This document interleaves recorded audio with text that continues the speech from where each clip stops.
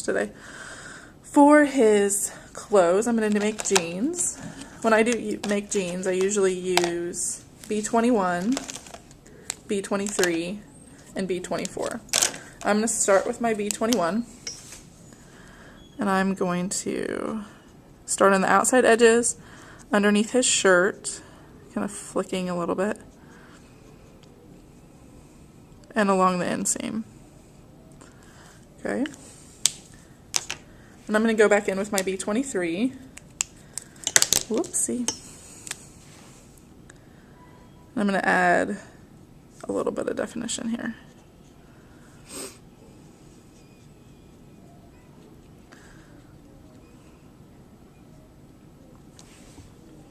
Then I'm going to go back to my B21.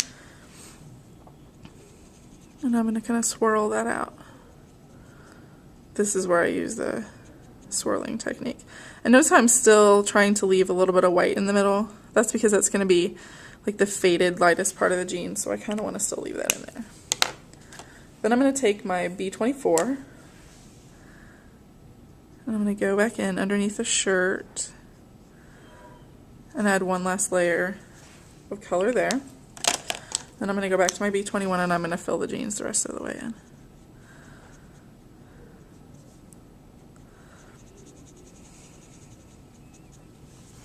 Okay, there you go. Now for the cuffs, since those are the inside of the jeans and they're going to be quite a bit lighter, I'm going to start with my B21 again, and just a little tiny bit of my B23. Just along the seam where the dye would have stuck more. And then I'm going to color that the rest of the way in and smooth it out with my B21.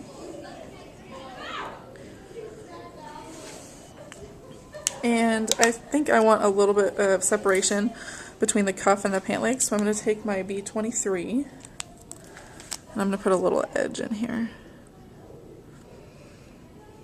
just to give it a little bit more separation. Just like that. Kind of make it stand out a little bit more. And I'll go back with my B21 just in the corner to kind of fade that out just a little bit. I don't want to ruin my lights here. So there we go. There's his jeans. Now let's see. I guess he is barefoot, huh? So I should probably put some skin tone on those feet.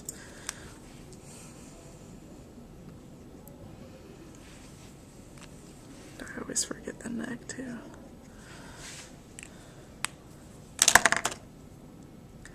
Alright, now for his undershirt. I'm going to leave that. I think I want to make his regular shirt red. So I'm going to start with R27, and then I have R39 and R59, and those are what I use to make my reds. I'm going to take my R27. I'm going to go underneath the arms here and along the sides, under the collar.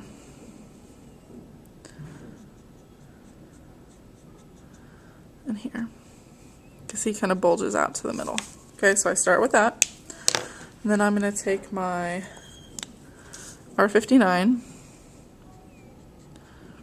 and I'm going to go back in over that, just kind of overlapping it.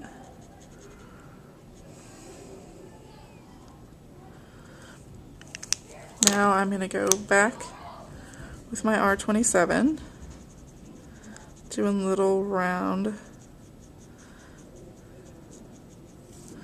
circles and sort of some flicking.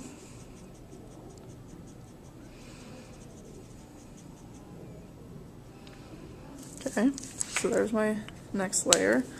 And then I'm going to take my R39 and go in again to kind of deepen my shadows. Just under the arms, because that's where it would be the darkest.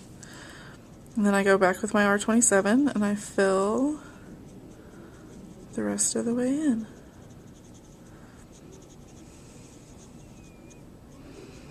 And there you have it.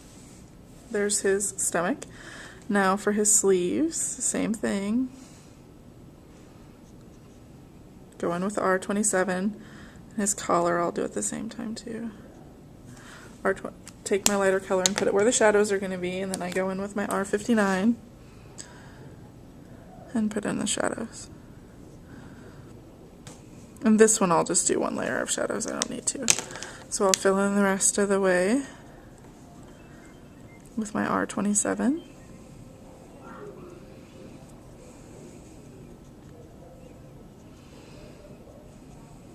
And there's his shirt. For his undershirt, I think I'm going to leave it white. So I'm going to take some E50 and give it a little bit of shadow just along the edges here where there would be shadows, and I'll take my BVOO and put some shadows in there too. Just like that. Because white is never really as white as you think it's going to be. Then I'll take my colorless blender and go in and blend that shadow out. And there's his shirts. Now, I always tend to put a shadow on the ground underneath him and a little bit of shadow around him. To do the shadow underneath, I take a C1 and a C3.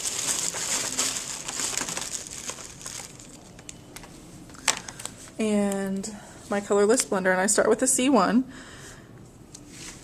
Let me move around here just a little bit so I can do this.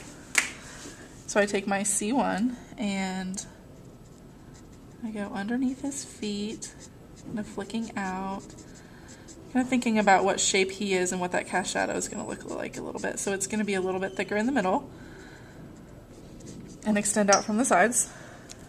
Then I take my colorless blender and I go around and sort of just buff the edges of that a little bit so they soften.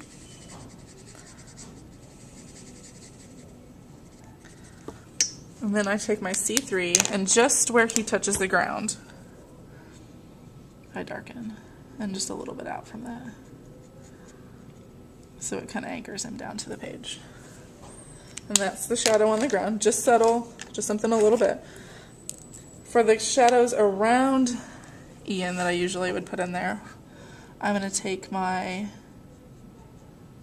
BVOO and I'm going to go around the left side of him with my shadow. Same thing down there, kind of up around his head. And I don't usually go all the way around, I just go part of the way. Okay, and then other areas like underneath his cheek over here to his ear, where there'd be a little bit of shadow, under his hand, a little, under his jeans, just where there'd be a little bit of definition. Then I take my colorless blender and I go back over that and I just soften the edge, trying to stay out of my other coloring.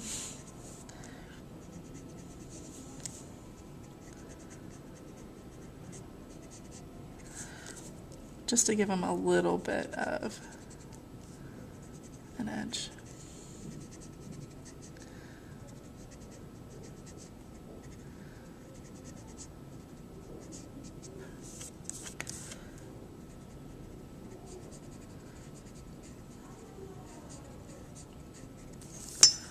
Alright, and there you have it.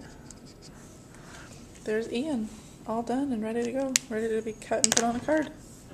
Thanks for watching.